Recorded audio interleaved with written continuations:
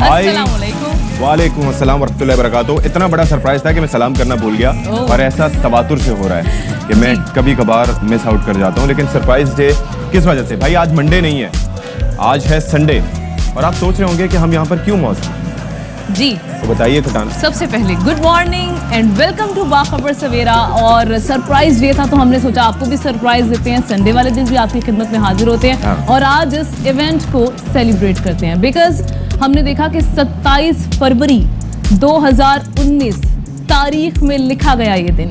ये वो दिन था जब भारतीय फजाइया ने एंटर होने की कोशिश की, दरअंदाजी करने की कोशिश की पाकिस्तान की हुदूद में, लेकिन भरपूर जवाब दिया गया उनको। बिल्कुल जी, उन्होंने एक बार पहले कोशिश की, वो एंटर हुए कहीं और पर दरख्तों के ऊपर अपना गुस्सा निकाल कर चले गए और उसके बाद ये हुआ कि जब दोबारा उन्होंने आने की कोशिश की तो हमने बाकायदा उनको ट्रैप करके ऐसा निशाना बनाया जिसके अंदर उनका एक SU-30 जो कि उनकी अपनी हुदूद में गिरा और उसका मलबा वो तलाश करते रहे।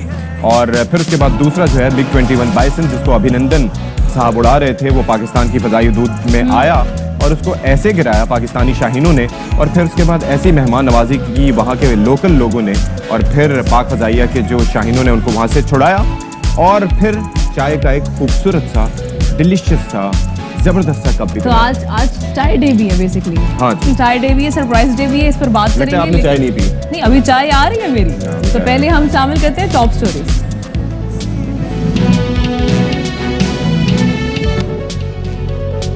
महारत, जदीद टेक्नोलॉजी और हुब्बुल वतनी के जज्बे से सरशार। आजाद कश्मीर की तहसील सवाहनी में अभिनंदन का तैयारा तबाह होने के बाद गिरा। वहां के बहादुर अवाम ने दुश्मन पायलट को कैसे काबू किया, वहां के मकीनों की जुबानी।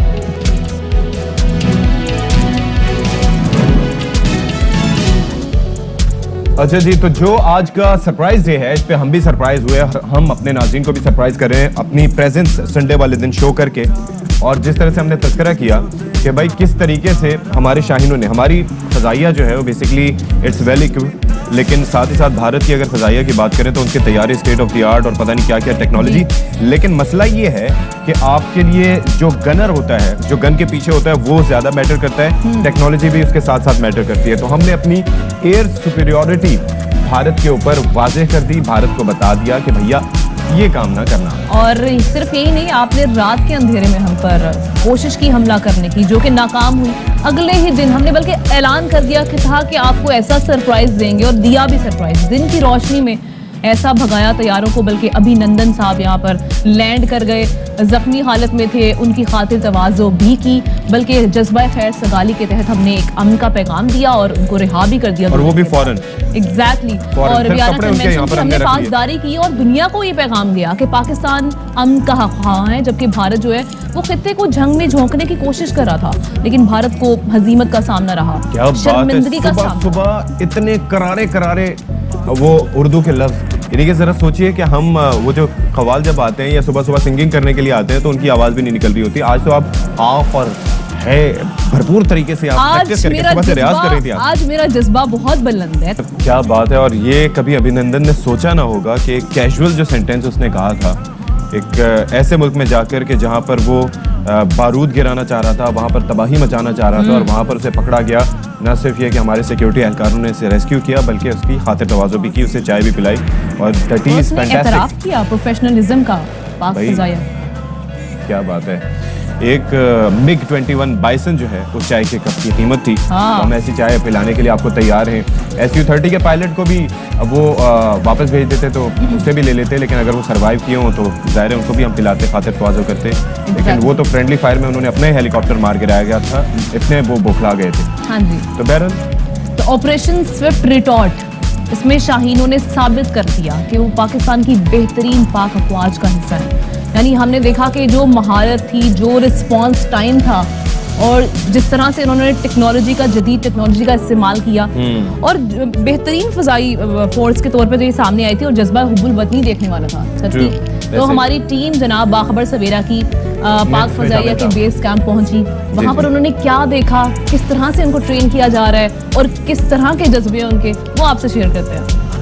नहीं तेरा नशेमन कसरे सुल्तानी के गुंबद पर, तू शाहीन है बसेरा कर पहाड़ों की चट्टानों पर, जी नाज़रीन, मैं हूं आपके साथ अशफाक इसाक सिद्दीकी और आज दिन है 27 फरवरी का। 27 फरवरी यानी कि सरप्राइज डे, वो सरप्राइज जो कि हमने अपने अज़ली दुश्मन भारत को दिया था और उसको नाखून चने चबवाए थे और उसे पता चला था कि हम उस पर अददी क़ुव्वत कम होने के बावजूद कैसे बरतरी रखते हैं। तो आज यहाँ पर पाक फ़ज़ाइया के ऑपरेशनल बेस पे मैं मौजूद हूँ और यहाँ पर हम जवानों से बात करेंगे, उनके जज्बे की बात करेंगे कि किस तरीके से उन्होंने उस दिन दुश्मन को दांत न सिर्फ उसके इकट्ठे किए थे बल्कि उसको करारा जवाब दिया था।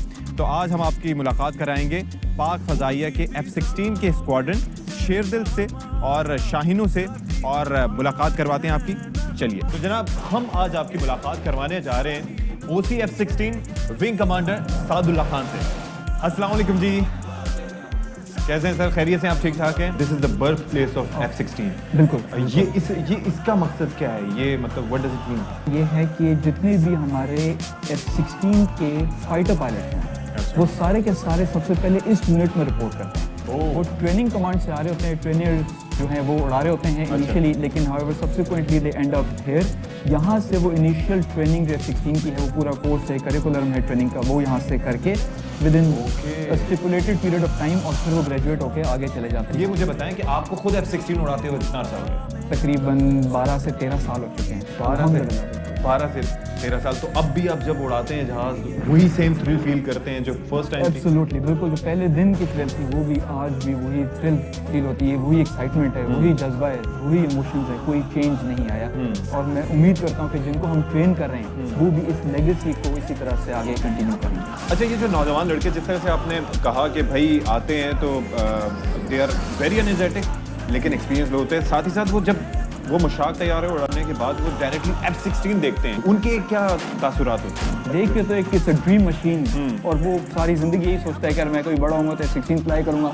और वो जब ट्रेनिंग यूनिट से आके F-16 देखते हैं तो एक्साइटेड बहुत होते हैं, लेकिन जब उनके ऊपर किताबों का लोड आता है और वो वर्क लोड उनके एकेडमिक से गुजरते हैं और ट्रेनिंग करिकुलम को पूरा जब देखते हैं तो it is a complicated machine. वैसे ही वही चीज़ तो देखें उनको कुंदन बनाती है, यही चीज़ कुंदन बनाती है। बहुत खुशी हुई वैसे आपसे मिलकर, it's been a pleasure.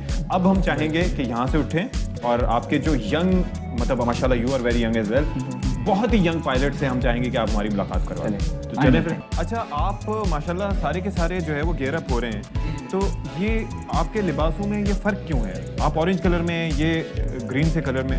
Ji, basically orange तो ओवरऑल मैंने इसलिए पहना है कि whenever we are flying over water और स्नो, तो हम ये वाला ऑरेंज का ओवरऑल पहनते हैं, और लैंड के ऊपर जब भी फ्लाई कर होते हैं we fly in the green का ओवरऑल। तो इसकी कोई खास वजह होती है? बस वैसे ही इसकी वजह बेसिकली कैमोफ्लेज है। अच्छा। ऑरेंज कलर जो है वो बेसिकली वाटर के ऊपर और स्नो के बैकग्राउंड में बहुत क्लियरली विजिबल होता है और नज़र आता है। In case of any emergency, खुदा न खास्ता इजेक्शन होती है तो रेस्क्यू करने में बहुत आसानी होती है। विंग कमांडर आमिर साहब, बहुत शुक्रिया आपका। स्क्वाड्रन लीडर फ़हीम हमारे साथ मौजूद हैं। अच्छा भाई, ये बताएं कि अभी ये जो ऊपर से आप जैकेट अभी पहन रहे थे, मीनवाइल जब हमसे बात कर रहे थे, ये क्या है?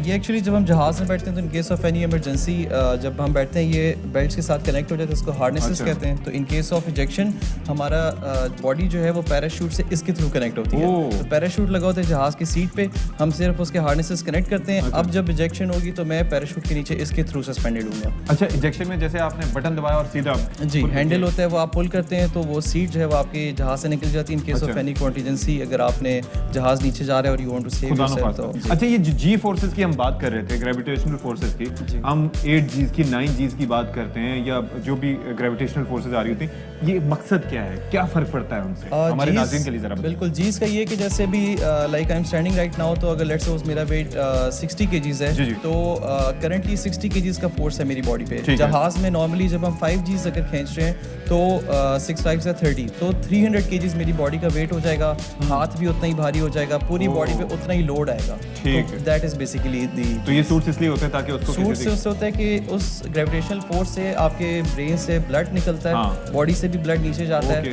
तो आप अनकॉन्शियस अनकॉन्शियस ना होने से ये रोकता है उस लाइटर नुमा एक चीज यहाँ पर लटक रही है। क्या है ये क्या है? जब एयरक्राफ्ट पे जी फोर्सेस पड़ती हैं तो through this connection aircraft pumps air into this G suit अच्छा, ये and it inflates definitely. Okay. तो ये एयरक्राफ्ट में कनेक्टेड होता है, जाता है जी, ये इन्फ्लेट होता है और वो इन्फ्लेशन की वजह से जो आपका ब्लड पूल होना होता है आपकी लोअर एब्डोमेन में, उसको ऊपर की तरफ वो पुश करके। Thank you so much. आप लोग रेडी हो जाएं, अपनी तैयारियां मुकम्मल करें। अब आपसे हम रनवे पे मुलाकात करते हैं इंशाल्लाह। से हमारे शाहीन किस तरीके से बर्फ रफ्तारी से आ रहे हैं, लो पास करते हुए, और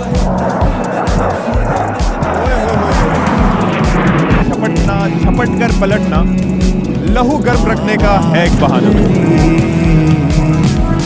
दिल से निकले दिल में उतरे। हम सरप्राइज डे सेलिब्रेट करने के लिए आए थे, लेकिन एक सरप्राइज जो है वो हमें भी मिला है और वो सरप्राइज हम आपको भी देने जा रहे हैं। तो सरप्राइज क्या है आपको दिखा। हमारे साथ मौजूद हैं पाक फजाइया के F-16 की पहली जो पायलट हैं ईशा जावेद। और बहुत शुक्रिया ईशा, आप यहाँ पर नजर आई और हम तो आपको देख के बहुत ज़्यादा सरप्राइज हो गए। बहुत शुक्रिया आपका। क्योंकि जाहिर है कि हमने F-16 में इससे पहले you are the first one. I am the first. Pilot बनने का ख्वाब आपने कब देखा? मेरे फादर जो है थे आर्मी में थे, तो शुरू से ही मैं फोर्सेस को बहुत आइडलाइज करती थी और एयरफोर्स में नाम आना तो एक बहुत ही फ़ख्र की बात है। और मुझे शुरू से जहाज़ देखती थी मैं, शेरदिल फ्लाई कर रहे हैं फॉर्मेशन, तो मुझे बहुत ही फैसिनेशन होती थी।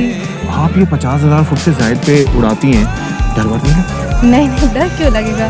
मैं एक चीज़ बता दूँ, इंसान का शौक जहाँ हो ना, इंसान कुछ भी कर सकता है। ज़रा बताइएगा कि पायलट की जिम्मेदारी क्या होती है वापस आने के बाद? वो इस जहाज़ का ओवरऑल इंस्पेक्शन लेते हैं और इनटेक और एग्जॉस्ट देखते हैं कि कुछ कोई डैमेज या कुछ ना हो गया हो। अच्छा चलें, आप आ गई हैं ना, तो आप ज़रा इंस्पेक्ट करें और हमें भी साथ साथ बता दीजिए। जो मुझे पूछना होगा मैं आपसे पूछूँ। जहाज़ की नोज़ है, ठीक है। ट्यूब है, ये अच्छा। बेसिकली हवा, ये बेसिकली एयर आपको स्पीड बताता है कि स्पीड बताता है और जितनी भी इंफॉर्मेशन जहाज़ में होती है वो इसकी मदद से आती है कि ओके, एयर ओके। फ्लो को लेता है किस और रफ्तार से उसको चल रहा है। कंप्यूट करता है और फिर बताता है। अल्लाह अकबर, इसके अंदर तो मैं पूरा समा जाऊँ। जी, इसमें हम ओवरऑल चेक करते हैं कि ब्लेड्स की कंडीशन कैसी है और ये जितने भी स्क्रूज लगे हुए हैं ये कोई निकला हुआ तो नहीं है बाहर और सब अच्छा, कुछ अच्छा। फिक्स है कि नहीं। अब मुझे ये जो लाइट लगी हुई है ना, ये जो ब्लू कलर की, इसके बारे में बताएं कि इसका काम क्या है? ये बेसिकली पोजीशन लाइट है। इसका काम ये होता है कि अगर मिड एयर कलीजन हो, आप फॉर्मेशन कर रहे हो, सामने से जहाज़ आ रहा है तो आपको पता हो कि अच्छा इस तरह जहाज़ आ रहा है। लाइट की मदद से वो, क्योंकि जहाज़ में जब बहुत दूर से आ रहा होता है तो आपको सिर्फ एक लाइट से आप पिक कर सकते हो अपने जहाज़ को, क्योंकि उस टाइम तो वो फॉर्मेशन मेकअप ठीक नहीं हो रही है, होती। जहाज के हार्ड पॉइंट्स हैं। जी बिल्कुल। ये क्या होता है, इनका क्या काम होता है? इनका काम होता है कि जितने भी वेपन होते हैं हम इन पर इंस्टॉल करते हैं, ठीक है। डिपेंडिंग अपॉन द मिशन कि जिस मिशन हम जा रहे हैं उस मिशन की रिक्वायरमेंट के हिसाब से मुख्तलिफ वेपन इन हार्ड पॉइंट्स पे लग जाते हैं। ये जो है नीचे मिसाइल नुमा चीज, ये क्या है? ये बेसिकली फ्यूल टैंक है। अच्छा। जो कि जहाज़ कैरी करता है। दरअसल अगर कोई भी बंदा लंबे सफ़र पे निकले तो उसको भी जेरी कैन या इस तरह की ज़रूरत होती है अगर वो पहाड़ी इलाकों में जा रहे हैं। आपने पाक फजाइया को चूज़ किया तो आपकी फैमिली का रिस्पांस ज़ाहिर है सपोर्ट तो होगी, लेकिन उनका रिस्पांस कैसे था? कि एक तो ये है कि कोई ख्वाब देखना, फिर उसके बाद कोई और F-7 ना उड़ाना, बाकी कोई एयरक्राफ्ट ना उड़ाना, F-16 तक पहुंचना, क्या कहा उन्होंने? मेरी सबसे बड़ी इंस्पिरेशन मेरे फादर हैं। उन्होंने मुझे जितना सपोर्ट किया है और ये शायद उन्हीं की वजह से कि मैं इधर हूँ। तो जो लड़कियां देख रही होती हैं, जो लड़कियां इस वक्त देख रही होंगी, हमारा मॉर्निंग शो देख रही होंगी और ख़ासतौर पर आपको देख रही होंगी, तो उनको आप क्या मैसेज देना चाहेंगे? जो मैसेज मैंने देना चाहूँगी वो यही है कि अगर कोई भी वो ख्वाब ज़िंदगी में देखते हैं तो कभी ये ना सोचे कि ये पूरा नहीं होगा। अपनी कोशिश जारी रखें और अगर उनकी मेहनत सच्ची हुई और अल्लाह का साथ हुआ तो वो कहीं पे भी पहुँच सकते हैं। अभिनंदन जैसे हमारे जो सरहद पार और ऐसे अली मुहिम जो बैठे होंगे, उनको कोई पैगाम देना चाहेंगे? मैं उनको यही देना चाहूँगी कि अगर वो तैयार है तो हम उनसे तिगना तैयार हैं। Thank you so very much. कामयाबियाँ और कामरानियाँ अल्लाह ताला आपके साथ रखे और आप मज़ीद तरक्की करें।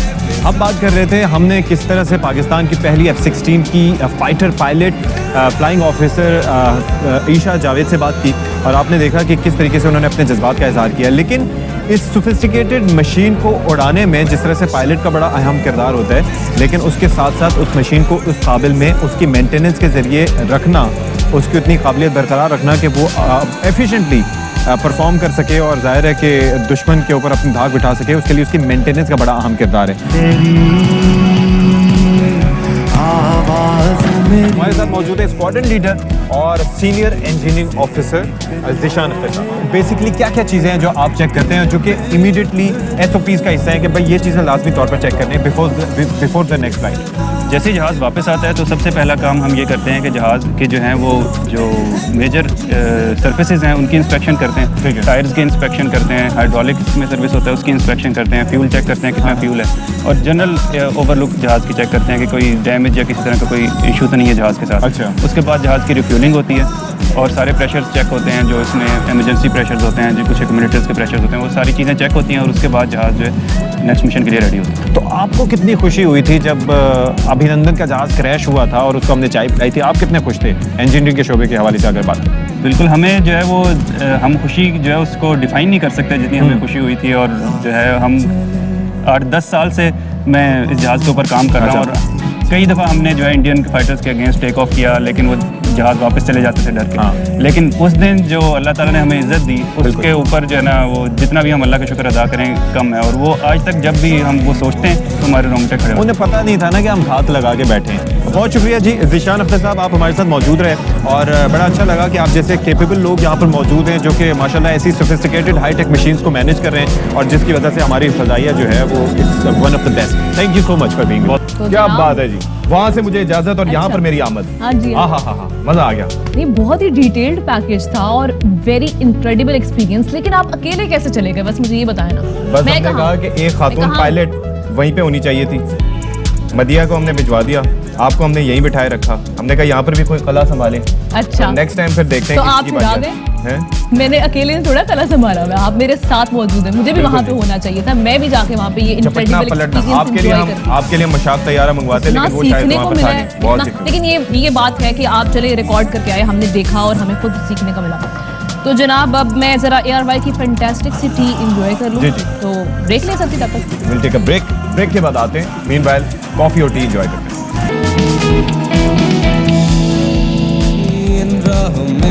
तो वेलकम बैक वंस अगेन। और सती, सबसे पहले हम एक ट्वीट शामिल कर लें। वफाकी वज़ीर इत्तलात व नशरियात फवाद चौधरी की जानिब से आज के दिन के हवाले से एक ट्वीट शेयर किया गया। उन्होंने कहा कि आज से 3 साल पहले ऑपरेशन स्विफ्ट रिटॉर्ट का तारीखी मार्का हुआ। हमारे जाबाजों का पाकिस्तानियों का सर फख्र से ऊंचा करना तारीख का हिस्सा है। वज़ीर आज़म और फौजी कमांड ने जैसे क़यादत की वो कहानी सुनने से ताल्लुक़ रखती है। उन्होंने कहा कि मैं खुशकिस्मत हूँ कि उस तमाम फैसला साजी के मरहले का हिस्सा रहा। अच्छा जी, तो अब हम ज़रा तज़किरा करने जा रहे हैं अभिनंदन वर्धमान का। ये वो शख्सियत हैं जो कि अपने डिस्टिंक्टिव हुलिये की वजह से पूरी दुनिया में पहचाने गए। उससे पहले पकड़े गए, उससे पहले उन्होंने कुट खाई और कुट खाने के बाद चाय का कप पी के यहाँ से रुखसत हो गए। लेकिन हुआ क्या, अमूमन ये होता है कि हमने कहा ना, आप भी ये नोटिस करती होंगी ना कि जब ट्रांसमिशन वगैरह हो रही होती हैं, कोई भी प्रोग्राम हो रहा होता है, प्रोग्राम अच्छा हो जाए तो तारीफ मिलती है। किसी चीज़ का आप बेड़ा गर्क कर दें तो आपको बातें सुनने को मिलती है। लेकिन सोचें आप किसी चीज़ का बेड़ा गर्क कर दें, उसके बाद आपके बॉसेस आपको बुला के कह रहे हो कि हम आपको अवार्ड देने जा रहे हैं, तो आप अंदर ही अंदर आपको फील होता होगा ना यार, मतलब कि ये क्यों हो रहा है, ये कैसे हो रहा है। ना सिर्फ ये कि मौसूफ को ग्रुप कैप्टन बनाया गया, क्यों, इसलिए कि उन्होंने मुबैना तौर पर एक जहाज गिराया था, वो भी पाक फजाइया का F-16। Just imagine. और वो F-16 जिसकी इन्वेंट्री अमरीकियों ने भी चेक करके बता दिया कि भाई पूरी एक जहाज भी मिसिंग नहीं है। जी, वो नस्वार का पैकेट मैंने भी देखा था। तो शायद ये एरियल जो है वो नस्वारें शूट करते रहे। हाँ। तो उसके बाद ग्रुप कैप्टन बनाया गया विंग कमांडर से, फिर साथ ही साथ जो है वो वीर चक्कर, सबसे बड़ा उसका नाम अवार्ड का बिल्कुल सही रखा है, वीर चक्कर आ जाए तो वो चक्कर ही खा रहा होगा यूं देख के कि भाई ये मेरे साथ कौन सा अवार्ड मिला। तो जब उनको अवार्ड मिला, उनकी शक्ल देखी थी उसने, वो मतलब खुद शर्मिंदगी अंदर ही अंदर उनका ज़मीर बोल रहा होगा ये क्या हो रहा है मेरे साथ। मैं तो हमसायों को यही कहूंगी कि कोई शर्म होती है, कोई ग्रेस होती है, कौन सा अवार्ड, किस चीज का अवार्ड। आप जस्ट इमेजिन कि उसको बताया जा रहा है कि आपने इस तरीके से लड़ाका बेईमान को गिराया।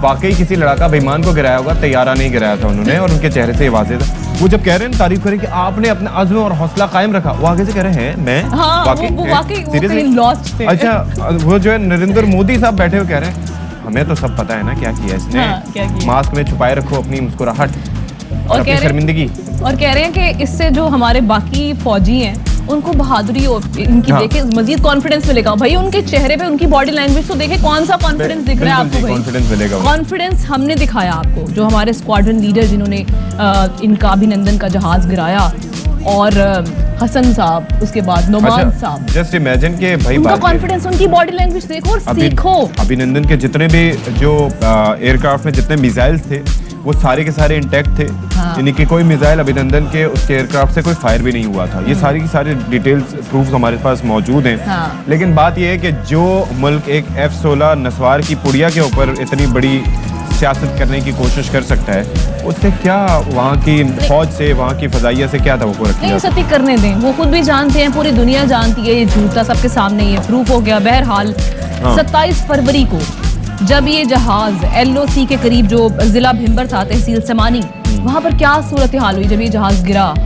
वहाँ के जो ऐनी शाहिदीन हैं, जो वहाँ के मकामी लोग थे, उनका क्या इस हवाले से कहना है, कौन बता रहे हैं हमें? ये हमें बता रहे हैं जनाब सैयद सज्जाद बुखारी साहब। चलते हैं उनकी जानिब। जी देखिए, आज 27 फरवरी का दिन है और आज पूरी कौम जो है पाकिस्तान में और आज़ाद कश्मीर में सरप्राइज डे मना रही है। और मैं इस वक्त उस मकाम पर मौजूद हूँ जब 27 फरवरी को भारत के 2 जंगी तैयारों ने लाइन ऑफ कंट्रोल की खिलाफ वर्जी करते हुए आज़ाद कश्मीर पर हमला करने की कोशिश की। और ये वो मकाम है समानी सेक्टर में होड़ा गाँव है इस जगह का नाम, और ये वही जगह है यहाँ पर अभिनंदन के तैयारे को मार गिराया गया था। और उसके बाद अभिनंदन जो है वो तैयारे से जब वो गिरा था तो वो करीबी नाले में जा पहुंचा। यहाँ इस जगह पे कुछ यहाँ के लोग और एनी शाहिदीन मौजूद हैं, उनसे इस हवाले से बात करते हैं कि 27 फरवरी को आपने क्या देखा और आप इस हवाले से क्या कहेंगे। 27 फरवरी सुबह 10 बजे के वक्त था जब हमारे पाक फ़ज़ाइया के तैयारे यहाँ पर जो है हिफाजत कर रहे थे सीज़ फायर लाइन की।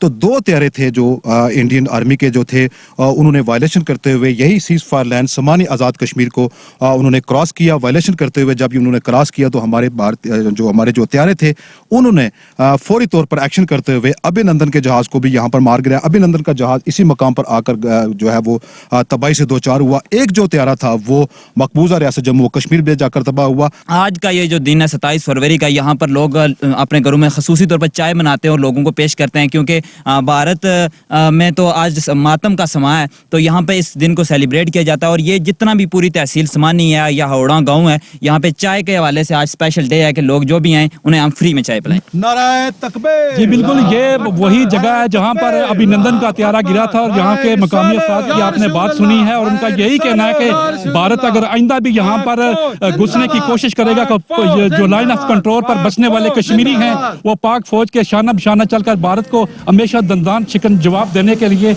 हर लम्हा तैयार है। जी चले जी, सबको अपने जज्बे इसी तरीके से बरकरार रखने चाहिए। और उस वक्त जो स्विफ्ट उन्होंने एक्शन किया, वैसे तो मतलब मुझे थोड़ा सा वो फील हुआ था, लेकिन ये कि क्या चपेड़े उन्होंने कराई वहाँ पर मौका पाते ही हाथ साफ किया उन्होंने। पता नहीं क्या क्या फ्रस्ट्रेशन होगी जो उन्होंने भारतीय पायलट पे निकाली। ब्रेक लेते हैं जी, ब्रेक के बाद आएंगे। पाक जिस तरह से हम बात कर रहे हैं, आज 3 साल मुकम्मल हो गए हैं ऑपरेशन स्विफ्ट रिटॉर्ट को। वो दिन जिस दिन हमारे सर फख्र से बुलंद हो गए, हमने ये साबित कर दिया कि असलहा और तादाद नहीं बल्कि आपका कौमी अज़म, आपका प्रोफेशनलिज्म, आपका पेशा वराना तैयारियां, रिस्पॉन्स टाइम, ये मैटर करता है। ये सीखें आप। बिल्कुल जी, ये सीखना बहुत जरूरी है। और इसके साथ साथ किसी भी मशीन का सही इस्तेमाल, यानी कि आपके पास जितने मर्जी सोफिस्टिकेटेड एयरक्राफ्ट हों, आपके पास जैगवर्स हों, आपके पास मिराज 2000 हों, आपके पास सुखोईस हों, आपके पास राफेल्स हों, लेकिन जब तक आपके अंदर कैपेसिटी नहीं होगी ना, तो आपके तैयारी इसी तरीके से फ्लाइंग कॉफिन्स में तब्दील होते रहेंगे। उस दिन यानी कि 27 फरवरी के दिन भारतीय मीडिया की जो बौखलाहटें थी, जरा उसको सलाम करने का दिल चाहता है। यानी कि पहले उन्होंने ये एतराफ़ किया कि भाई शाहीनों ने 2 मिग तैयारों को मार गिराया, फिर उसके बाद एकदम वो खबरें यूं गायब हुई कि किसी को पता भी नहीं चला। फिर बाद में F-16 के नाम लेते रहे, क्या क्या करते रहे जी उस दिन। भाई बहुत ही झूठ उन्होंने बोला और पूरी दुनिया ने उनका झूठ, मैं वही बात कर रही हूँ कि पूरी दुनिया जानती थी, फिर किस तरह इतनी ढिठाई के साथ आप झूठ बोलते रहे। क्या क्या भारतीय मीडिया करता रहा। आप मोदी जी को चेक करें जरा, बॉडी लैंग्वेज चेक करें, जब उनको लान तान अंदर से हो रही है, बाहर से हो रही है, आर्मी मीडिया ने आके देखा, प्रॉम्प्टर उनके आगे से हटा लें। ब्रेक।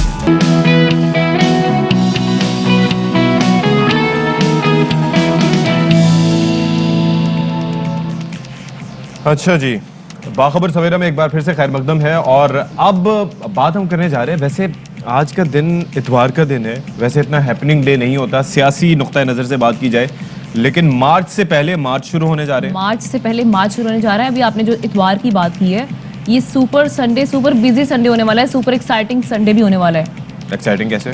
PSL का फाइनल है, कैसे भूल गए आप? ओह यस, इतना खूबसूरत मैच। आपकी टीम जीती थी या मेरी टीम?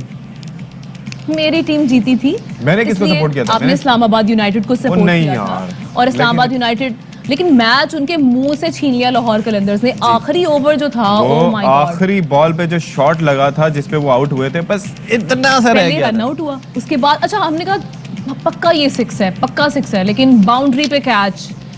क्या वीजा ने परफॉर्म किया आखिरी ओवर पे, उसने गेम चेंज करके रख दी। और लाहौर कलंदर्स जो हम एक्सपेक्ट कर रहे थे, मुल्तान सुल्तान ऑब्वियसली पहले नंबर पे था, लाहौर कलंदर्स दूसरे नंबर पे था, और हम यही एक्सपेक्ट कर रहे थे। एक मुल्क से दूसरे मुल्क डेविड वीजा नहीं वो वीजा नहीं है प्लेयर। अच्छा लेकिन हाँ, उनका लिखा वीजा जाता है, लेकिन वीजा बोला जाता है उनकी प्रोनाउंसिएशन में। कहीं जाके उनके साथ आप ले भी लें, उनको ट्रांसपोर्ट कर भी दें एक मुल्क से दूसरे। वीजा ने टिकट कटवा दी लाहौर कलंदर की फाइनल में पहली दफा जी।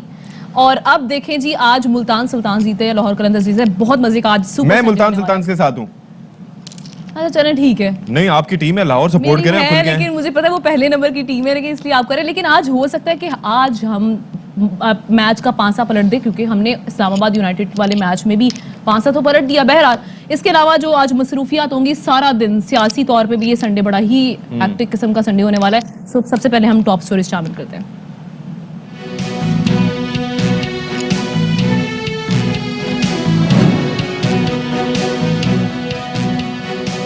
तहरीक इंसाफ ने सिंध में पीपल्स पार्टी की हुकूमत के खिलाफ कमर कस ली। घोटकीता कराची सिंध हुकूक मार्च का आगाज हो गया।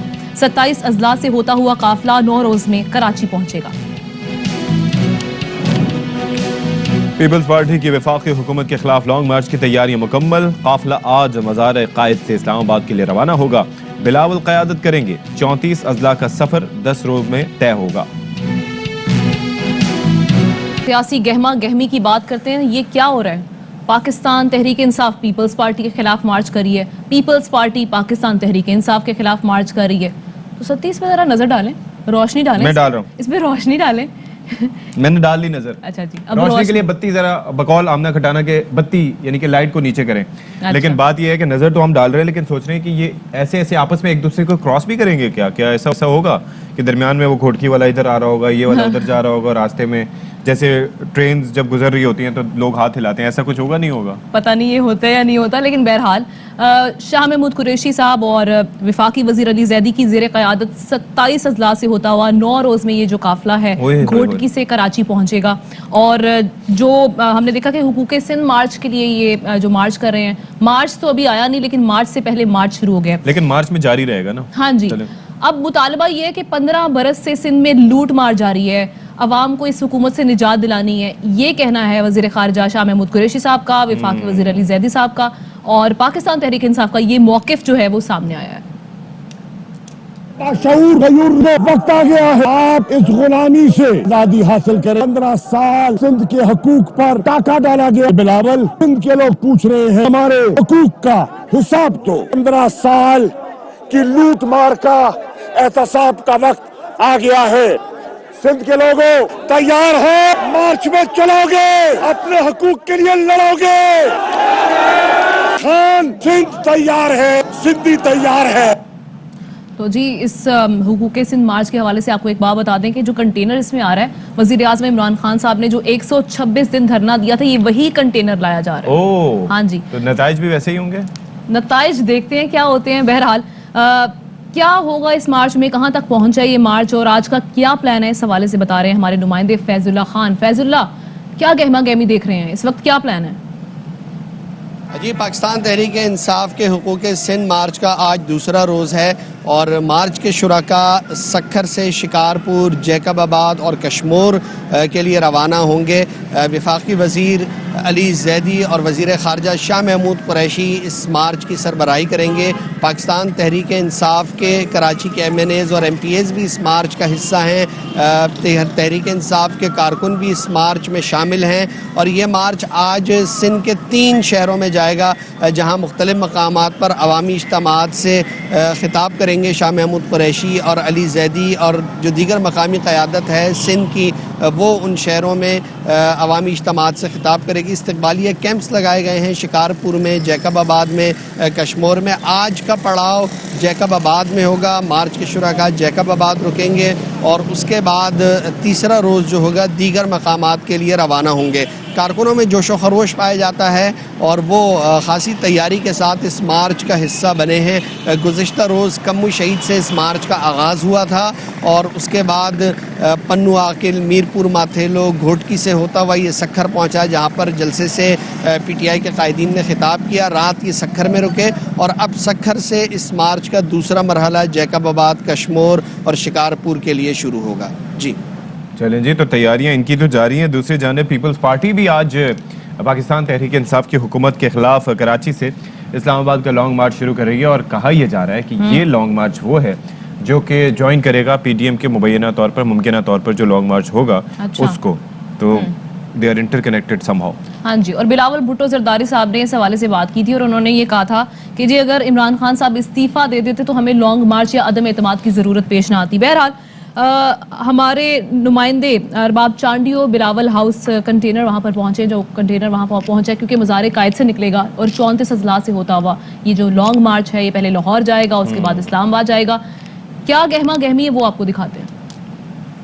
कंटेनर के सामने खड़ा हूं और इसी कंटेनर में बिलावल भुट्टो जरदारी जो है वो बैठकर लॉन्ग मार्च में कराची से इस्लामाबाद जा रहे थे। यह साउंड प्रूफ है, उसके साथ ये बम प्रूफ है। ये मोहतरमा बेनजीर भुट्टो का था कंटेनर। बिलावल भुट्टो जरदारी जो कि पीपल्स पार्टी के कायद है, इसी कंटेनर से खिताब करेंगे और इस्लामाबाद तक इसी कंटेनर में जाएंगे। इस कंटेनर में तमाम सहूलतें भी मौजूद है। अच्छा जी, ये तो बहरहाल उन्होंने बता दिया हमें कि कंटेनर आपने देख लिया, ये वो कंटेनर होगा जिसके अंदर सफ़र करेंगे बिलावल भुट्टो जरदारी और इसके अंदर तमाम जो है वो it will be well equipped, आराम की करने की भी जगह होगी, एयर कंडीशन कमरा भी होगा, बाकी सारे लवाजमात भी इसमें फुल होंगे। बिल्कुल ऐसे ही है।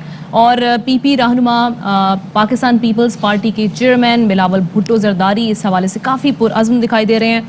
अफजल परवेज़ हमारे नुमाइंदे मज़ार कायद पर मौजूद हैं और उनसे जानते हैं कि जनाब यहाँ से आगाज़ होगा इस लॉन्ग मार्च का जो कि लाहौर जाएगा, उसके बाद इस्लामाबाद जाएगा, जिस तरह से पहले भी मेंशन किया। अफजल परवेज़ ये कहिएगा किस वक्त बिलावल भुट्टो जरदारी अपनी बाकी रहनुमा के हमरा यहाँ पर पहुँचेंगे और कब ये यहाँ से रवाना होगा? जी बिल्कुल आमना, देखा जाए तो कायद आज़म मोहम्मद अली जिन्ना के दामन में कायम वीआईपी गेट पर जो है अवामी मार्च जो पाकिस्तान पीपल्स पार्टी की जानिब से इनेकाद किया गया है, उसका जलसे का जो है मरकजी जलसे गाह है। यहाँ शहर के मुख्तलिफ इलाकों से काफिले और रैली की सूरत में कारकुनान की आमद का सिलसिला जारी है। ताहम देखा जाए तो बिलावल भुट्टो जरदारी जो है वो अहमद जिन्ना रोड पर उनका एक स्टेज तैयार की गई जो ट्रक नुमा है। यहाँ से काफिला जो सईद गनी है पाकिस्तान पीपल्स पार्टी के मरकजी रहनुमा है, वो कहते हैं कि 11:30 बजे तक बिलावल भुट्टो जरदारी यहाँ पहुँचेंगे जहाँ वो कारकुनान से खिताब करेंगे। इस वक्त जो है कारकुनान की बड़ी तादाद की आमद का सिलसिला जारी है। ढोल की थाप पर रक्स किया जा रहा है और जो पार्टी तराना होता है, पार्टी नगमा होता है, उस पर जो है रक्स करते कारकुनान नजर आ रहे हैं। देखा जाए तो वीआईपी गेट के अतराफ की तमाम सड़कें आम ट्रैफिक के लिए बंद कर दी गई है। पुलिस की भारी नफरी अतराफ के इलाकों में तैनात है। जी अच्छा जी, अब जरा आप हमारे साथ ही मौजूद रहिएगा। यहाँ पर तैयारियां तो हम देख रहे हैं, आहिस्ता लोग गैदर होना शुरू हो गए। मीनवाइल अरबाब चांडियो से हम जरा बात करते हैं। भाई अरबाब, आपने हमें बता तो दिया, दिखा भी दिया कि कंटेनर भरपूर तरीके से तैयार है। ये रहनुमा कब तक यहाँ पर तैयारी पकड़ेंगे, कब यहाँ से निकलने का इरादा है? हाँ जी सती, बिल्कुल ये सवाल अभी सबके जहन में है कि बिलावल भुट्टो जरदारी कब, जहाँ मैं मौजूद हूँ बिलावल हाउस में, कब निकलेंगे। शेड्यूल के मुताबिक ठीक 15 मिनट के बाद बिलावल भुट्टो जरदारी यहाँ से बिलावल हाउस से अपनी गाड़ियों में रवाना होंगे और उस जगह पहुँचेंगे जहाँ से मार्च शुरू होने वाला है। वज़ीर आला सिंध सैयद मुराद अली शाह और दीगर क़यादत बिलावल भुट्टो जरदारी को यहाँ से ले जाने के लिए पहुँच चुके हैं। अच्छा, आप सवाल तो बहुत सारे आपके जहन में होंगे और आप पूछे ज़रूर, लेकिन ये कुछ इन्फॉर्मेशन ऐसी है जो कि मार्च के बारे में आज तक मंजर आम पर नहीं आई। अगर आपकी इजाज़त हो तो मैं बता दूं। बिल्कुल इजाज़त है सर। ये इन्फॉर्मेशन ये है, शुक्रिया। ये इन्फॉर्मेशन ये है कि इस मार्च को 3 हिस्सों में बांट दिया गया है। पहला मार्च का हिस्सा जिसकी पूरी क़यादत सिंध की क़यादत करेगी सिंध तक, और दूसरा जो है इस मार्च को जब जैसे ये पंजाब पहुंचेगा तो इस मार्च की पूरी निगरानी साबिक सदर आसिफ अली जरदारी करेंगे। साबिक सदर आसिफ अली जरदारी ने लाहौर में पड़ाव डाल दिया है। साबिक सदर आसिफ अली जरदारी ने लाहौर में पड़ाव डाल दिया है और लाजमी है आमना खटाना का ये शहर है लाहौर, वहां पर पहले से ही आसिफ अली जरदारी मौजूद है आमना से पहले। और दूसरी बात ये और बाकी जो है सरहद यानी खैबर पख्तूनख्वा, गिलगित बल्तिस्तान और कश्मीर, उसको जो है वो फरियाल टालपुर साहिबा देख रही हैं और उन्होंने इस्लामाबाद में पड़ाव डाल दिया है। ख़वातीन के लिए खुशखबरी ये है कि ख़वातीन को कह दिया गया है कि जहाँ तक लॉन्ग मार्च में चल सके आए, उसके बाद वो घरों को लौट जाएं और फिर डायरेक्ट इस्लामाबाद पहुँचे, क्योंकि ख़वातीन इस 10-11 दिन में नहीं साथ चल सकती। कुछ मसाइल होते हैं, उनके प्राइवेसी के मसाइल होते हैं, तो लिहाजा ख़वातीन को ये कहा गया है अगर कराची की ख़वातीन है वो ठट्ठा सिजावल बदीन तक आए, मेहरबानी फिर घरों को लौट जाए तो कोई मसला नहीं। इस तरह अगर दीगर डिस्ट्रिक्ट की ख़वातीन है वो अगर आगे आए तो वाह वाह। अच्छा, इसके साथ साथ ये तो चले खबर ये सामने भी आ गई थी कि खवातीन को डायरेक्ट पहुंचने का क्या है। ये हमें जरा बताइएगा कि रास्ते में जब यहाँ से निकलेंगे बिलावल हाउस से, तो शहर के कौन कौन से हिस्से से कारकुन उनको ज्वाइन करेंगे, और ट्रैफिक के लिए क्या ट्रैफिक के मुतासर होने का खदशा है, अंदेशा है, या उसके लिए कोई मुतबादिल अरेंजमेंट्स किए गए हैं सिंध हुकूमत की जानिब से? जी बिल्कुल मुतबादल अरेंजमेंट किए गए हैं, लेकिन आज ट्रैफिक क्योंकि शहर में इतवार है, इतवार को ट्रैफिक कम ही होता है। अरे लोग तो बड़ा लिहाजा निकलते ये हैं किया घूमने गया है, करने के एक आध लिए। सड़क अब्बा को भाई, बंद के- इतवार को बड़ा वो रश होता शाम है। को निकलते हैं। कराची के शहरी सुबह सुबह कहाँ जाते उठते हैं? कहाँ ये हैं? तो आप और हम 7 बजे उठ के आ गए। कराची के शहरी कहाँ उठते हैं? बहरहाल ट्रैफिक जाम तो रहेगा, क्योंकि जब इतना बड़ा काफिला, ये जो है आज का जो शो है सिर्फ कराची का है, ये बताता जाऊं। जिस शहर में ये जाएंगे वहां काफिले साथ होते हुए जाएंगे, यानी जिस शहर में। लेकिन जब बिलावल हाउस से निकलेंगे तो आपको एक बात सती याद होगी कि मोहतरमा भी जब निकलती थी तो आसिफ अली जरदारी उसके सीधे हाथ पे जो है वो इमाम जामिन बांधते थे, याद है आपको? जी जी बिल्कुल याद ये है। इमाम जामिन उन्होंने बांधा था दुबई में भी। आज इस बात का इम्कान है कि आसफा भुट्टो जरदारी अपने भाई को इमाम जामिन बांधेगी यहाँ पर, जो कि बिलावल हाउस में मौजूद है, और खुसूसी दुआ की जाएगी उसकी लंबी उम्र के लिए और इस लॉन्ग मार्च के पुरअमन कामयाबी के लिए। इसके अलावा मैं आपको ये बात बताऊं कि बिलावल भुट्टो जरदारी जहाँ जहाँ पहुंचेंगे उनमें तकरीबन 11 खिताबात होंगे सिंध ठीक है में। जी, 11 खिताबात कराची से होंगे आज लेकर बिलावल मजीद भुट्टो जरदारी की जानिब से मुख्तलिफ मकामात पर। अरबाज अब हमारे साथ मौजूद थे। अभी मज़ार कायद का रुख करते हैं, अफजल परवेज वहाँ पर हमारे साथ मौजूद है। अफजल, ये कहिएगा जो इंतजामात आप देख रहे हैं वहाँ से क्या एक्सपेक्ट किया जा सकता है कि कब तक यहाँ पर जो लीडरान हैं वो पहुँचेंगे और यहाँ से फिर आगे जो है वो काफिला रवाना होगा?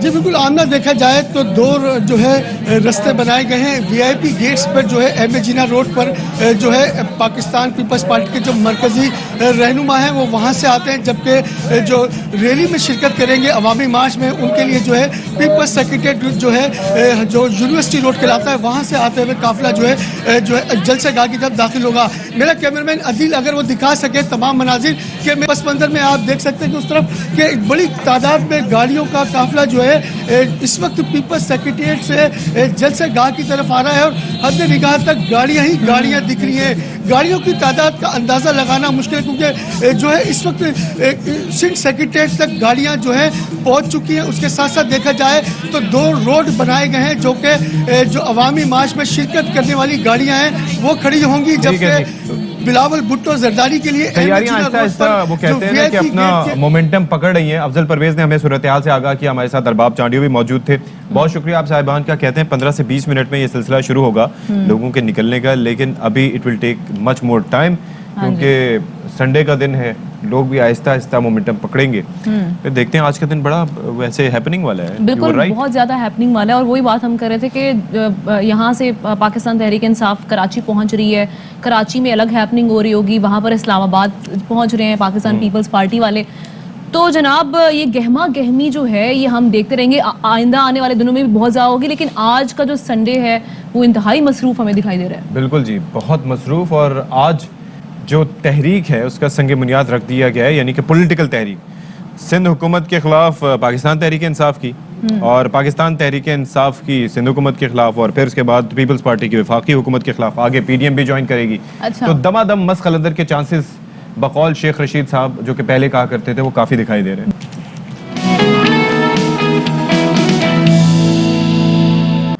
क्या मतलब दिल दहला देने वाली खबर थी कि 2 माह की मासूम बच्ची, उसके अलावा बच्चों को कौन, ये दरिंदे हैं, इवन दरिंदे भी इस तरह से नहीं करते कि किसी ज़रूरत की वजह से अगर भूख मिटाने के लिए वो अगर कुछ कर रहे होते हैं, यहाँ पर तो विदाउट एनी रीज़न, और मासूम बच्चों को नाहक किस तरह से कत्ल करना, उनके वालिदैन को, न जाने हमारा मुआशरा किस तरफ जा रहा है। जी, तो अब जनाब आगे बढ़ते हैं, बात करते हैं PSL 7 की, जिसमें आज फाइनल होने जा रहा है, और लाहौर कलंदर्स वर्सेस मुल्तान सुल्तान्स, जिस तरह से हम एंटिसिपेट भी कर रहे थे दोनों टीम्स की परफॉर्मेंस को देखते हुए। I am supporting Multan Sultans. इससे पहले बाकी कोई सपोर्ट करे। गो अहेड, करते रहें आप। ओके गल। अच्छा जी, मिल जाओ तुसी दोए। अच्छा, हम कर रहे हैं लाहौर कलंदर्स को सपोर्ट। हमसे मुराद ये कि हमारे साथ स्टूडियोज में शुएब जट, नुमाइंदा खुसूसी खेल मौजूद है। ओहो, सारा सस्पेंस ही मैंने खत्म कर दिया। Shoaib, good morning. Thank you ji, और बिल्कुल हम दोनों एक पेज पे। हाँ जी, अच्छा, हम वो एक पेज कौन पे सा हैं? है? बीच में लाहौर की हाशिया है, विक्ट्री। हाशिया लगाया आपने? बिल्कुल हाशिया है। बहुत अच्छा। उधर आप जो है ना डिफीट का इंतजार करें, इधर हम विक्ट्री के जश्न और रिजवान कभी नहीं हारेगा, लिख लें। बहुत अच्छे कैप्टन है, नो डाउट। लेकिन आपको पता है नहीं, हम भी सरप्राइज नहीं हम चाहते। दे सकते हैं, आज सरप्राइज डे है ना। हाँ बिल्कुल। तो हम भी नहीं सरप्राइज चाहते कि दे रिजवान सकते कभी हारे जब वो पाकिस्तान की शर्ट में हो। हाँ। लेकिन जब वो लाहौर कलंदर के मुकाबले में हो तो फिर हमारी सिंपैथीज, हमारी दुआएं वो लाहौर कलंदर के उमर साथ अकमल हैं। नहीं है ना लाहौर कलंदर में?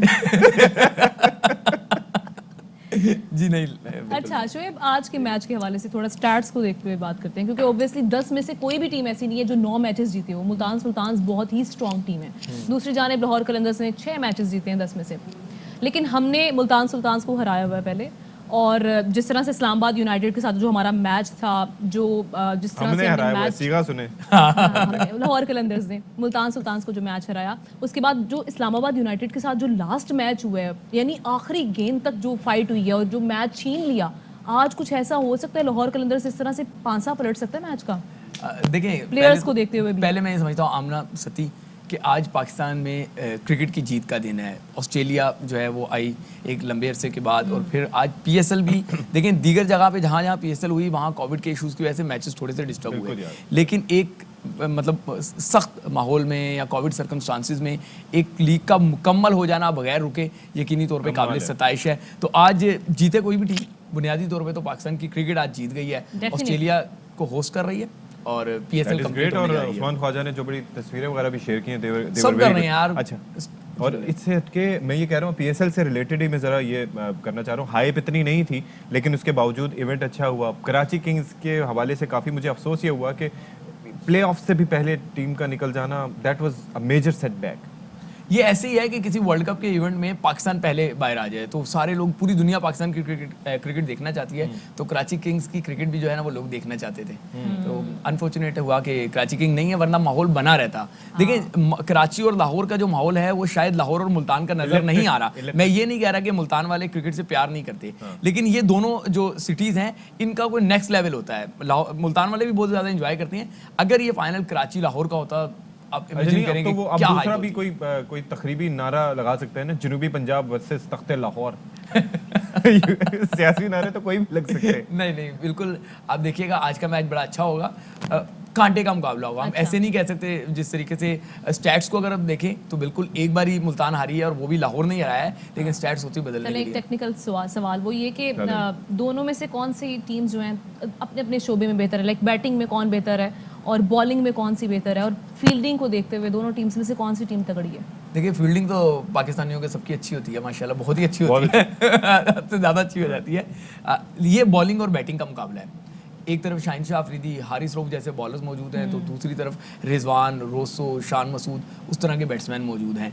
यहाँ डेविड वीज़े ने जिस तरीके से आके खेला था तो वहाँ पे भी ऐसे बैट्समैन मौजूद हैं जो किसी भी तौर पे मैच का पासा पलट हमने आज बता दिया, हमें बहुत से वीज़े नहीं चाहिए, हमें एक वीज़ा चाहिए। हमें एक वीज़ा चाहिए, डेविड वीज़ा। नहीं, हम तो मैं इज्जत दे रहे हैं। कमेंट्री सुन रही होती हूँ तो मैंने सोचा कि करेक्ट कर लेती हूँ, हम वीज़े बोलते रहते हैं, वो वीज़ा बोल रहे होते हैं। हो सकता है जो बोल रहा कमेंटेटर उसकी कमेंट्री सीखना हो। क्या हुआ? हम जो है वो जरा तहजीब वाले अंदाज में उनको ज्यादा रिस्पेक्ट देते हैं। हम वीज़े हमें, हमारी पूरे घर वालों की रिक्वायरमेंट होती है, हमें वीज़े चाहिए। चलें, अच्छा करेक्शन के लिए डेविड वीज़ा जो है वो भी परफॉर्म करता है, और आज के मैच में भी यही होगा। शाहीन पे मैच खड़ा है। मैं आपको बता दूं कि शाहीन ने जितनी आउटस्टैंडिंग किस्म की कप्तानी की है, लेकिन शाहीन ने इससे पहले किसी स्टेज पे कप्तानी नहीं की। जो वो यहाँ पे आके पहली मरतबा में इतना मच गया है कि लग ही नहीं रहा, और अब टॉक ऑफ टाउन्स जो है वो दूसरी भी हो रही हैं कि अगर फ्यूचर में किसी को कप्तानी के लिए देखा जा सकता है तो Shaheen long way to go ना। बिल्कुल अभी यंग है, बिल्कुल यंग है, 21 साल मेरे ख्याल में उम्र बिल्कुल ऐसा ही है, और इसके अंदर जो मैच्योरिटी शो की है, देखिए मैं वही बता रहा हूँ कि अब वो एक कैंडिडेट बन गया कि फ्यूचर में वो पाकिस्तान का कप्तान हो सकता है।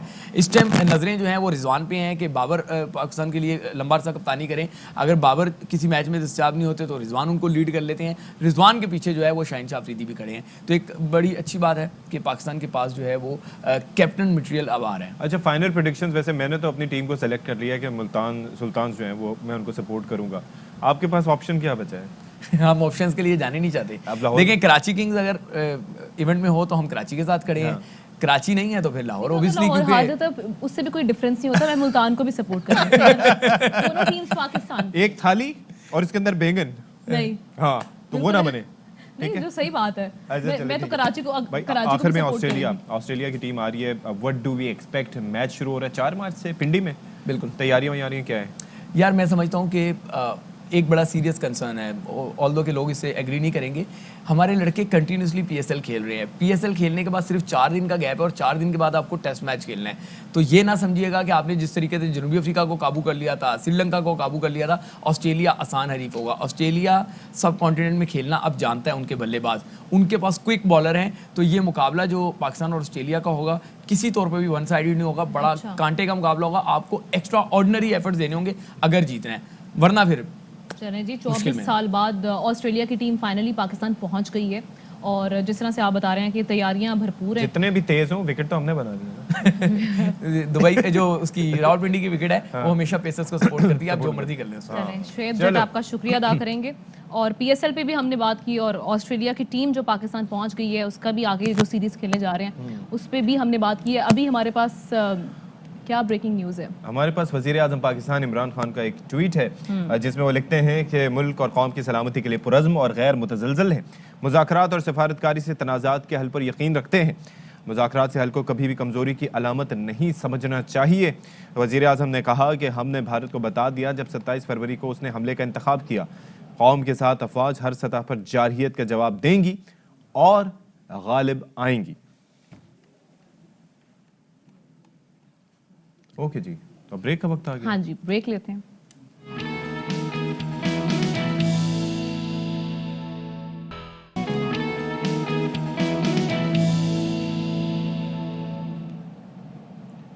Welcome back. और एक ज़रा सा हम तस्करा करते चलें कि वैसे आजकल नफ्सा नफसी का आलम है, ज़िंदगी बहुत तेज़ रफ्तार हो चुकी है, बर्क रफ्तार हो चुकी है। ऐसे में अपने लिए वक्त निकालना लोगों के लिए बहुत मुश्किल होता है, मैनेज करना मुश्किल होता है। और आजकल के दौर में किसी दूसरे के लिए वक्त निकालना, किसी दूसरे पर अपना कीमती वक्त सर्व करना, यही असल में इंसानियत की महराज है। बिल्कुल ऐसे है, सिर्फ कीमती वक्त ही नहीं, कुछ लोग ऐसे भी हैं सत्ती जो इंसानियत की खिदमत, इंसानियत का जज्बा लिए, एहसास लिए ना सिर्फ अपना वक्त उन पर सर्व कर रहे होते हैं बल्कि अपनी जितनी एनर्जी है, जितनी उनसे कैपेसिटी में जो कुछ हो सकता है वो काम भी कर रहे होते हैं उनकी खिदमत के लिए।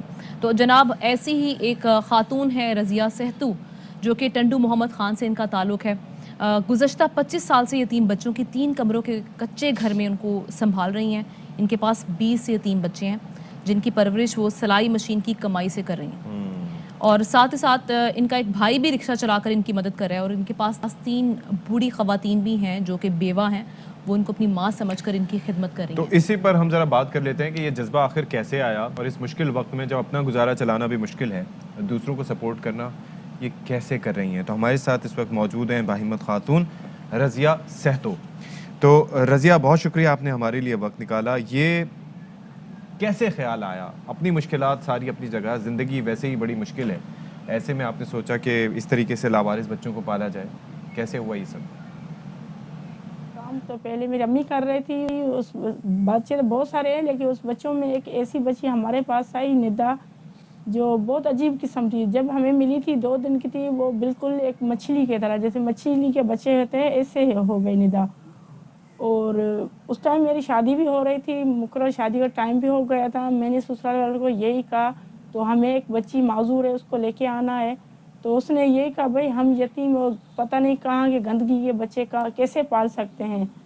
तो मुझे बहुत एक अजीब लगा, तो भाई हम तो सब इंसान हैं, इंसानों की खिदमत करते हैं, लेकिन ये एक यतीम बच्चे से नफरत करते हैं। तो मेरा दिल टूट गया और अभी ज़िंदगी में ये बच्चे ही हैं। अच्छा रज़िया, बड़ा मुश्किल होता है दूसरों की खिदमत करना, क्योंकि इंसान की अपनी बहुत सारी ख्वाहिशात होती हैं, अपने बहुत सारे गोल्स होते हैं।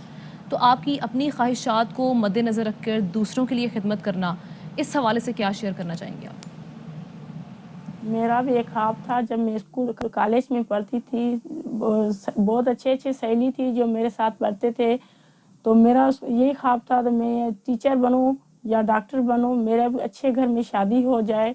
लेकिन अल्लाह पाक ने मुझे एक ऐसा इम्तिहान लिया है कि ऐसी बच्ची दी जो मेरी पूरी लाइफ बदल गई, और मैं सोचा भी नहीं कि मैं शादी करूं या क्या करूं, बस अब ये बच्चे हैं। तो रज़िया, आप ज़रा ये बताइएगा कि आप इस वक्त कितने बच्चों की कफ़ालत कर रही हैं और जो इतने पैसे इस पे खर्च होते हैं, गुजर बसर कैसा होता है, कहाँ से आप पूरा करती हैं सब? 20 बच्चे संभालते हैं, एक उसमें मैं सिलाई मशीन चलाती हूँ, भाई रक्षा चलाता है। पहले तो हमारी कोई नहीं मदद कर रहा था, हम खुद अपने हाथों से खुद कर रहे थे। अभी कासिम नवीद कमर ने नोटिस लिया है, तो हम अपने शहर में एक छोटा सा इदारा बनाएंगे, आपको इदारा बना के देंगे। और पीएस वालों ने बोला है हम आपको साथ देंगे, हम आपका इदारे में साथ दे रहे हैं। और रज़िया जानना चाहेंगे, जो लावारिस बच्चे हैं ये आपसे खुद रब्ता करते हैं, आप तलाश करती हैं, किस तरह से ये सारा सिलसिला चला? नहीं, हम किसी के पास नहीं जाते हैं, बच्चे खुद हमारे पास आ जाते हैं। जैसे कुछ 6-7 बच्चे हमने किचरे से उठाए हैं और हमने ये झूला भी दरवाजे पे लगाया, खुद इस झूले में लोग छोड़ लेते हैं बच्चों। हम किसी के पास बच्चों लेने नहीं जाते हैं। तो क्या ही बहुत शुक्रिया रज़िया सहतो, आप हमारे साथ मौजूद रहीं। और वो शेर भी क्या खूब है कि बारे दुनिया में रहो गमज़दा या शाद रहो, ऐसा कुछ करके चलो या कि बहुत याद रहो। तो ऐसे ही काम होते हैं जिसकी वजह से इंसान को याद रखा जाता है। ज़िंदगी आमद बराए बंदगी, ज़िंदगी बेबंदगी शर्मिंदगी। बिल्कुल ऐसे ही, और ऐसे लोगों का नाम ही हमेशा जिंदा रहता है, जिनमें अब्दुल सत्तार ईदी साहब, जब मैं इनको सुन रही थी तो मुझे उनका ख्याल आया, उनकी वजह से कितने घराने सती चल रहे थे, उनकी वजह से कितने। अमजद साबरी साहब की मिसाल ले लें, ईदी साहब तो एक कार्रवाई लेके निकले थे, अमजद साबरी साहब को ले लें, नुसरत फतेह अली खान साहब को ले लें, बहुत से ऐसे नाम होते हैं जिनके बारे में हमें पता नहीं होता, लेकिन वो अपने घरों के कफील होते हैं। और दूसरा ये है कि ज़िंदगी बड़ी कीमती चीज़ है, उसकी हिफाजत कीजिए, अपना ख्याल रखिए। और एक जो ज़रा सा शिकवा जाते जाते कि ये जो गाड़ी चलाते हैं वो मोबाइल फ़ोन यूज़ कर रहे होते हैं ना भाई, एक ब्लूटूथ की डिवाइस मिलती है, जब इतनी कीमती गाड़ी आप ख़रीद सकते हैं तो एक ब्लूटूथ भी ले सकते हैं, तो ये कान पे लगा के चलते हैं और फिर डिस्ट्रैक्ट होते हैं और दूसरों को भी नुकसान पहुँचाते हैं, ये मुनासिब अमल नहीं है। चलें जी, अब आपसे इजाज़त लेने का वक्त आ गया है। आप खुश रहिए और खुश रखिए और हमारे लिए दुआ करती रहे, हमारे लिए दुआ करते रहिएगा। आपसे कल मुलाकात होगी इंशाल्लाह। अल्लाह हाफ़िज़।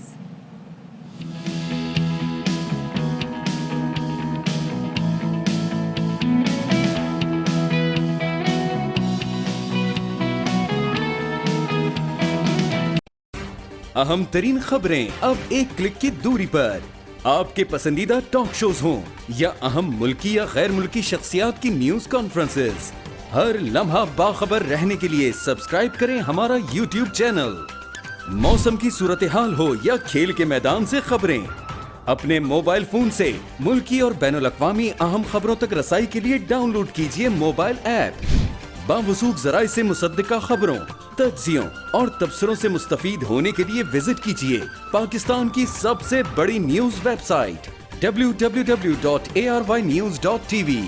इन सब के अलावा पाकिस्तान का सबसे बड़ा फेसबुक पेज हो, सबसे बड़ा न्यूज इंस्टाग्राम अकाउंट या फिर ट्विटर, ARY न्यूज पहुंचा रहा है खबरें सबसे पहले आप तक, ताकि आप रहें हर लम्हा बाखबर।